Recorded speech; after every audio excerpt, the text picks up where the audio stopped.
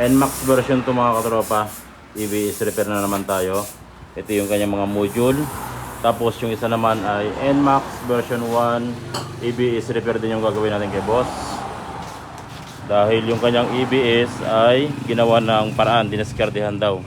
Yung kanyang white blue nilagay sa ground para mamatay lang yung kanyang EBS indicator, pero andun pa rin yung problema niya.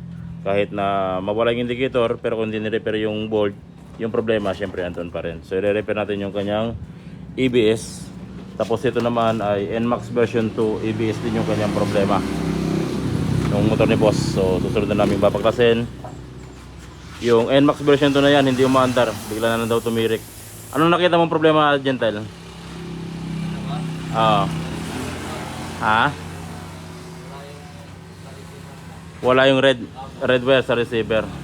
So common issue. Dito mo na lang, Gentle, sa harapan. Yung fuse sa harap ang may problema niya. Tapos ito naman mga katropa, Aerox version 2, yung ginawa namin dito ay speedometer. Hindi siya EBS, pero wala siyang speedometer. Ngayon pina-check ni boss sa iba yung kanyang motor kung bakit walang speedometer. Nag-check sila sa sensor, sa wiring. At nung hindi na madali, pinunta rito din ni boss para ipa-check sa atin kung ano yung problema. Same lang din yung ginawa namin, chinek namin yung mga wiring niya at wala ring problema. Ngayon, nag-decide ako na yung ECU yung pupuntahan ko. So, yung ECU ni boss ay ni-repair natin. Nagpalit tayo dito sa ECU niya ng pyesa. Natakpan mo na yung ano nito, natakpan mo na yung binutas.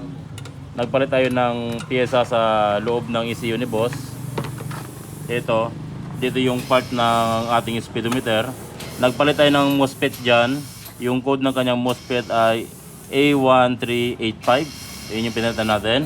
At ngayon, barkada, paikutin nga natin. Okay na yung speedometer na boss. Burahin nyo yung check engine ha.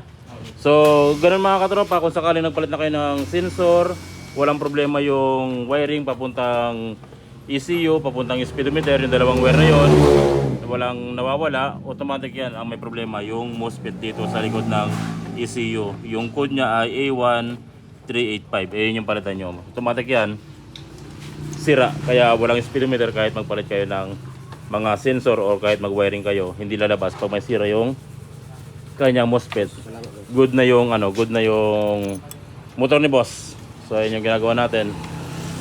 So kung may problema kayo sa ABS mga katropa, pwede kayo magsadya dito sa amin sa Jad Allen Motorcycle Electrical Shop, Lingayen, Pangasinan. Or kung may problema kayo sa iba pang related sa wiring, pwede kayo magsadya dito dahil yun ang ginagawa namin. Wiring tsaka ABS ang ginagawa namin dito.